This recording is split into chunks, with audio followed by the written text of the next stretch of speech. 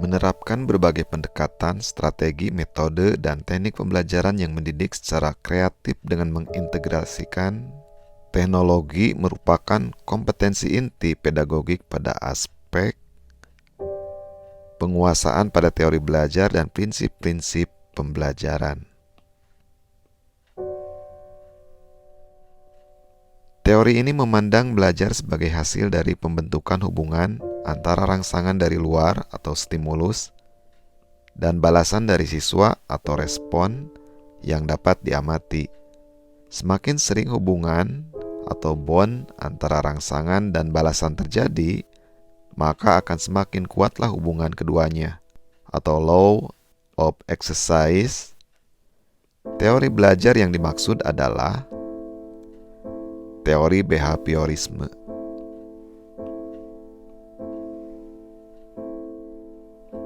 Di dalam proses pembelajaran, prasiswa dihadapkan dengan situasi di mana ia bebas untuk mengumpulkan data, membuat dugaan atau hipotesis, mencoba-coba atau trial and error, mencari dan menemukan keteraturan atau pola, mengeneralisasi atau menyusun rumus beserta bentuk umum, membuktikan benar dan tidaknya dugaan itu. Hal ini merupakan penerapan teori belajar konstruktivisme. Seorang guru yang mengembangkan tujuan pembelajaran untuk menggambarkan proses dan hasil belajar yang diharapkan dicapai oleh peserta didik sesuai dengan kompetensinya dimuat dalam RPP.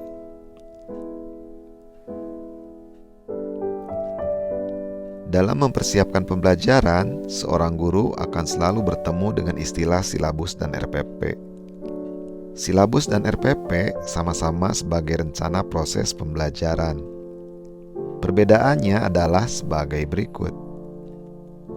Silabus berisi kompetensi dasar, sedangkan RPP mengarahkan kegiatan belajar untuk mencapai kompetensi dasar.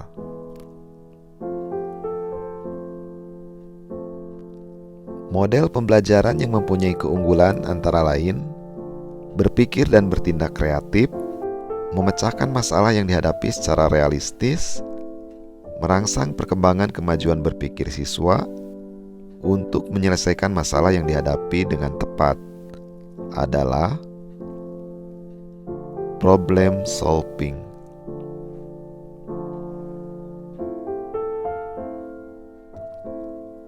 Seorang guru mengajukan pertanyaan kepada siswa dengan tujuan agar siswa tersebut mengingat kembali materi pelajaran yang sudah dipelajari sebelumnya. Hal tersebut termasuk kegiatan membuat kaitan.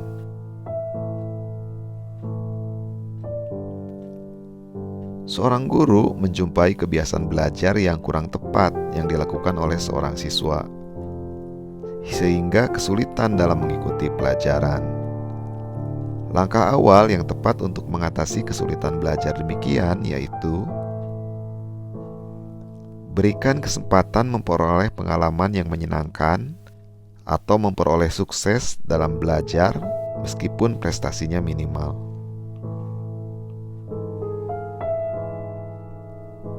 Faktor yang penting dipertimbangkan oleh seorang guru dalam melaksanakan diskusi pemecahan masalah pada proses pembelajaran adalah rumusan masalah yang harus didiskusikan.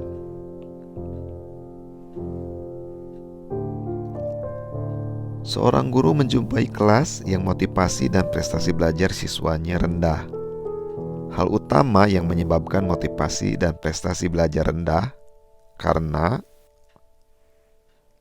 pembelajaran kurang menghargai perbedaan individu siswa.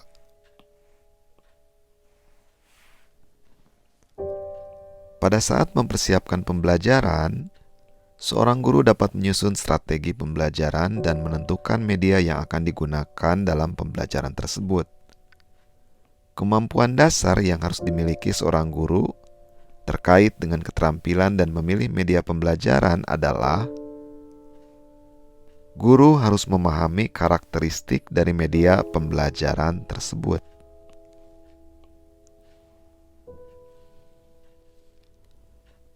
Seorang guru harus mampu memanfaatkan media pembelajaran dan sumber belajar untuk mencapai tujuan pembelajaran utuh. Pernyataan berikut yang benar terkait dengan media pembelajaran adalah: media dapat digunakan sebagai pembawa pesan dalam suatu kegiatan pembelajaran.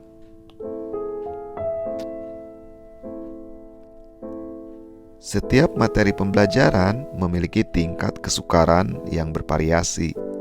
Untuk memudahkan siswa memahami materi yang memiliki tingkat kesukaran tinggi, guru sering memanfaatkan media pembelajaran.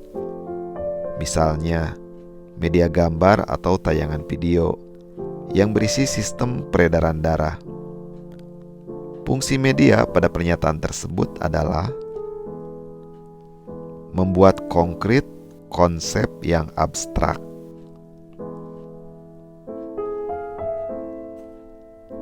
Jika guru melaksanakan pembelajaran dengan menggunakan masalah sebagai langkah awal dalam mengumpulkan dan mengintegrasikan pengetahuan baru berdasarkan pengalamannya, dimulai dengan memunculkan pertanyaan penuntun dan membimbing peserta didik berkolaborasi yang mengintegrasikan berbagai subjek atau materi dalam kurikulum. Pembelajaran yang dilaksanakan oleh guru merupakan strategi pembelajaran project-based learning.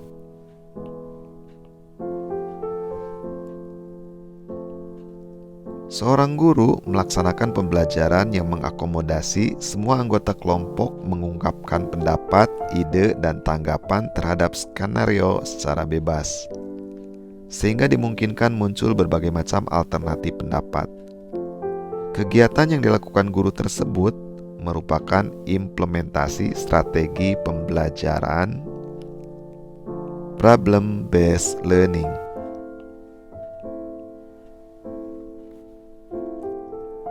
Seorang guru mengajak siswa melakukan kunjungan ke suatu lembaga. Namun sesampai di lembaga tersebut, belum ada petugas dan narasumber yang melayani.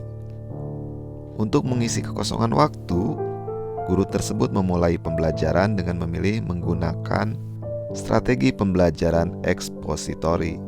Pertimbangan guru memilih strategi tersebut yaitu sumber belajar hanya dimiliki pendidik. Berikut ini merupakan langkah-langkah pembelajaran dengan model pembelajaran project-based learning. 1. Penentuan pertanyaan mendasar. 2. Mendesain perencanaan proyek. 3. Menyusun jadwal. 4. Memonitor peserta didik dan kemajuan proyek. 5. Menguji hasil. 6. Mengevaluasi pengalaman. Urutan yang benar adalah 1. Penentuan pertanyaan mendasar. 2. Mendesain perencanaan proyek. 3. Menyusun jadwal. 4. Memonitor peserta didik dan kemajuan proyek. 5. Menguji hasil. Dan ke-6. Mengevaluasi pengalaman. Jadi yang benar adalah A.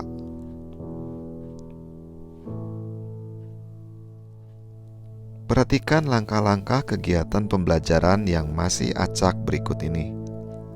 1. Mengorganisasi siswa dalam belajar. 2. Orientasi siswa pada masalah. 3. Membimbing penyelidikan siswa secara mandiri atau kelompok. 4. Mengembangkan dan menyajikan hasil karya. Jika langkah-langkah tersebut disusun mengikuti urutan model pembelajaran problem-based learning, urutan langkah yang tepat adalah: yang pertama, orientasi siswa pada masalah. Yang kedua, membimbing penyelidikan siswa secara mandiri atau kelompok. Kemudian mengorganisasi siswa dalam belajar. Dan yang terakhir, mengembangkan dan menyajikan hasil karya siswa. Jadi yang tepat adalah yang C. Siswa melakukan kegiatan dengan berpedoman pada langkah-langkah yang ditetapkan guru. yaitu mengamati fenomena sosial di sekeliling sekolah, dan hasil pengamatan ditulis, disusun menjadi laporan, serta didiskusikan bersama guru dan teman sekelas. Pilihan strategi yang digunakan adalah discovery.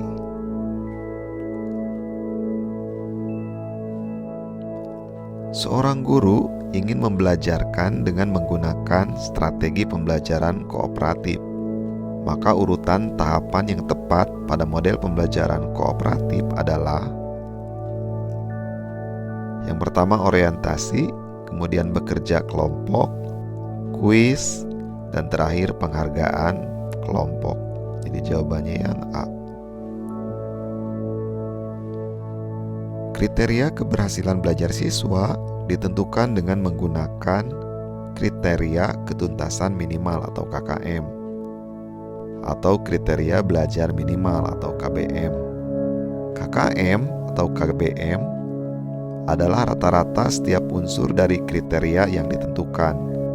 Untuk menentukan KKM diperlukan faktor-faktor kompleksitas indikator, daya dukung, dan intake siswa.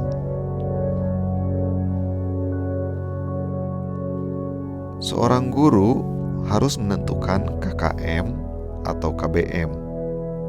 Berikut merupakan fungsi KKM, kecuali sebagai acuan peserta didik dalam menyiapkan diri mengikuti penilaian mata pelajaran, merupakan target satuan pendidikan dalam pencapaian kompetensi tiap mata pelajaran, dapat digunakan sebagai bagian dari komponen dalam melakukan evaluasi program pembelajaran yang dilaksanakan di sekolah, untuk bahan laporan dan kelengkapan administrasi sekolah, kecuali sebagai kegiatan pengambilan keputusan yang dapat dilakukan melalui metode kualitatif atau kuantitatif. Jadi kecuali yang E. Pada proses pembelajaran, seorang guru ingin melakukan penilaian terhadap perilaku siswa. Maka instrumen yang dapat digunakan dalam proses pembelajaran tersebut adalah pedoman observasi.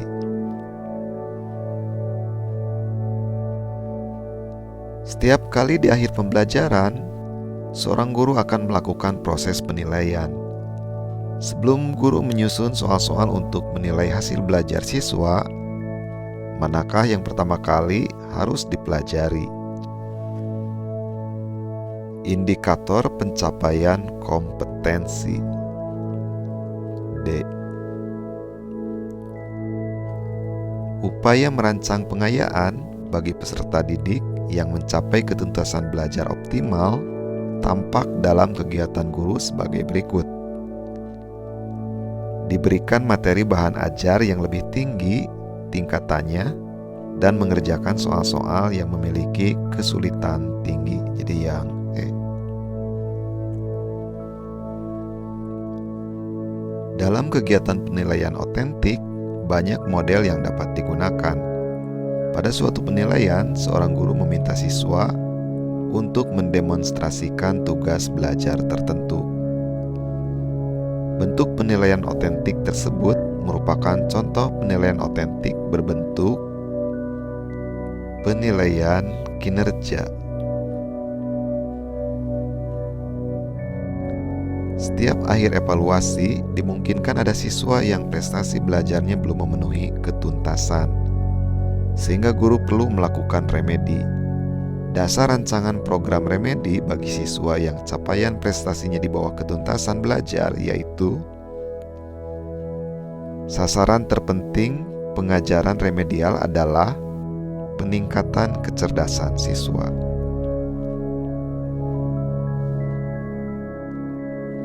Jika seorang guru ingin melakukan kegiatan remedi, maka salah satu prinsip yang penting dipahami guru dalam merancang program remedial bagi siswa yaitu tampak dalam kegiatan berikut. Menggunakan rancangan pembelajaran baru yang berbeda sama sekali dengan rancangan yang ada.